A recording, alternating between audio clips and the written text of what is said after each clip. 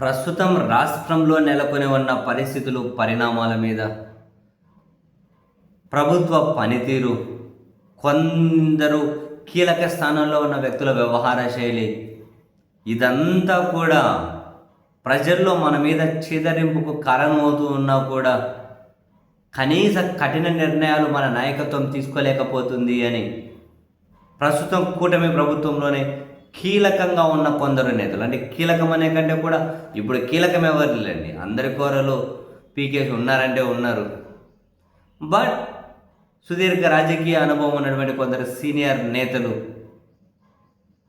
చాలా రగిలిపోతూ ఉన్నారు అని, అసలు ప్రభుత్వాన్ని నడపాల్సిన తీరు ఇది కాదు అని చెప్పి వాళ్ళ అంతర్గత సమావేశాల్లోనూ వాళ్ళు కొందరు జర్నలిస్టులతో ఆఫ్ ది రికార్డు మాట్లాడుతూ ఉన్నప్పుడు తీవ్ర అసహనానికి గురవుతున్నారు అని తెలుగుదేశం పార్టీకి సంబంధించిన జర్నలిస్టుల సర్కిళ్లలోనే చర్చ జరుగుతూ ఉంది. చాలా ఇంట్రెస్టింగ్.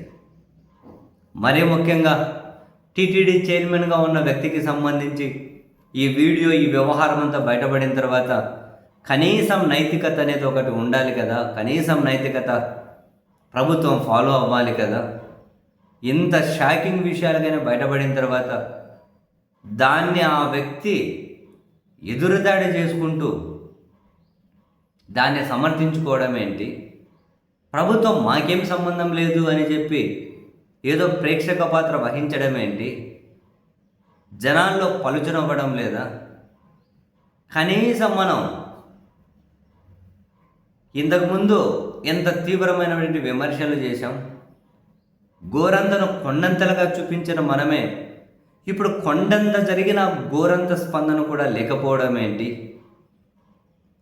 ప్రజల ముందు మనం ఏ రోజుకైనా సమాధానం చెప్పాల్సి వస్తుంది కదా అని చెప్పి వాళ్ళు చాలా, ఇంతకుముందు రాజకీయాలు చూసాము, ఇంతకుముందు రకరకాల విమర్శలు, ప్రతి విమర్శలు చూసుకున్నాం, కానీ ఇంత బరి తెగించినటువంటి వ్యవహార శైలి మాత్రం ఇప్పుడే చూస్తూ ఉన్నాము అని ఈ నేతలు ఆఫ్ ది రికార్డుగా టీడీపీ జర్నలిస్టులతో మాట్లాడుతూ ఒక నిర్వేదం వ్యక్తం చేస్తూ ఉన్నారు.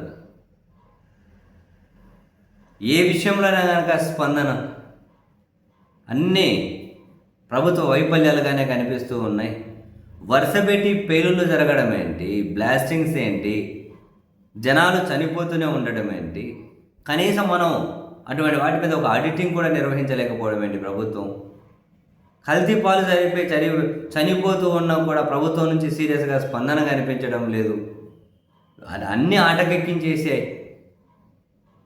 కానీ ఏదైతే ప్రభుత్వం దృష్టి పెట్టాలో దాని మీద కాకుండా అధికారంలోకి వచ్చి ఫస్ట్ రోజు నుంచి కూడా మనం రాజకీయాలు, ప్రత్యర్థులు, టార్గెట్లు, కక్షలు, కార్పణ్యాలు ఈ విధంగా వెళ్ళడం ఏంటి అని చెప్పి అసలు ఇది ప్రభుత్వం ఏ మాత్రము కూడా సరైన దిశలో లేదు అని వాళ్ళు తీవ్ర ఆవేదన, అసంతృప్తి వ్యక్తం చేస్తూ ఉన్నారు. బట్ ఇవన్నీ మాట్లాడాలి అంటే రాజకీయ అనుభవం ఏమీ అక్కర్లే, రాజకీయ అవగాహన, బేసిక్స్ తెలిసిన వాళ్ళకు కూడా ఈజీగా అర్థమవుతుందేమో. ఇవన్నీ కూడా ఎక్కడైనా బాధ్యత తీసుకోవాలి ఎవరైనా.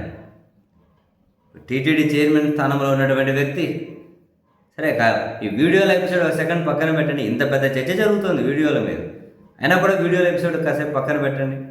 ఆయన మాట్లాడేది కూడా ఎంత దురుసుగా, దారుణంగా మాట్లాడతారు.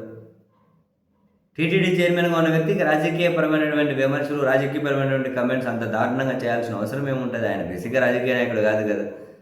ఎంత రాజకీయ పార్టీల కోసం ఛానల్ నడుపుతూ ఉన్న డైరెక్ట్ అయితే కండువా కప్పుకుని రాజకీయ నాయకుడు కాదు కదా. అంటే డైరెక్టర్ జగన్మోహన్ రెడ్డి గారి భార్య గారి గురించి మాట్లాడతారు. ఇవన్నీ ఏమన్నా కనుక ఎవరో కొందరిని ఉన్మాదులో, చెత్త చెదారం బ్యాచ్ ఎవరైనా ఉంటే వాళ్ళకి ఏమైనా బూస్టింగ్ ఉంటుంది. మరి రాష్ట్రం అంతా అట్లయితే తయారై ఉండదు కదా. తన వీడియోలను సమర్థించుకొని పెట్టిన మీడియా సమావేశంలో కూడా ఆశ్చర్యం అనిపిస్తుంది.